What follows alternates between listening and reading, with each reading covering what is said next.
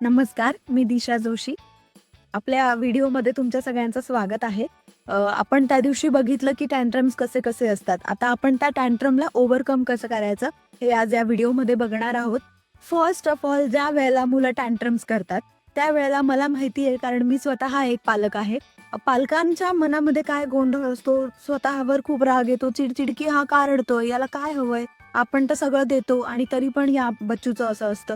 तर त्यावेळेला पालकांनी स्वतः खूप शांत आणि काम राहिलं पाहिजे.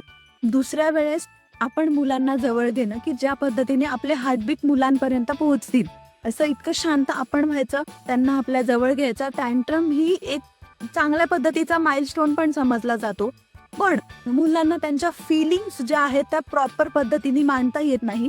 त्यामुळे ते टँट्रम्स करायला लागतात. तर मुलांना तुम्ही जवळ घ्या, डोक्यावरून हात फिरवा, पण त्यांना असं बिलकुल तुम्ही म्हणू नका, की मी तुला चॉकलेट देतो, मी तुझ्यासाठी हे आणते, पण आता कृपया तू शांत बस. त्यानंतर त्यांचे टँट्रम्स तुम्ही दुसऱ्या कोणासमोर, खास करून मुलांसमोर त्यांच्या टीचरशी किंवा घरातल्या इतर लोकांशी शेअर करू नका.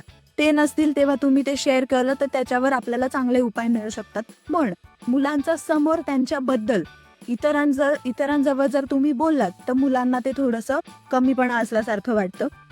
त्यानंतर मुलांना छान जेव्हा ते शांत होतील, जेव्हा ते टँट्रम झाल्यानंतर एक 10-15 मिनिटांनी जेव्हा ते रिलॅक्स होतील, त्यावेळेला तुम्ही जवळ घेऊन त्यांना समजावू शकतात, की "बाळा हे असं-असं केलं तर तुला राग आला तर तू मला सांगत जा, की मम्मा मला आता खूप राग आलाय, माझ्याशी आता 5 मिनिटं बोलू नकोस."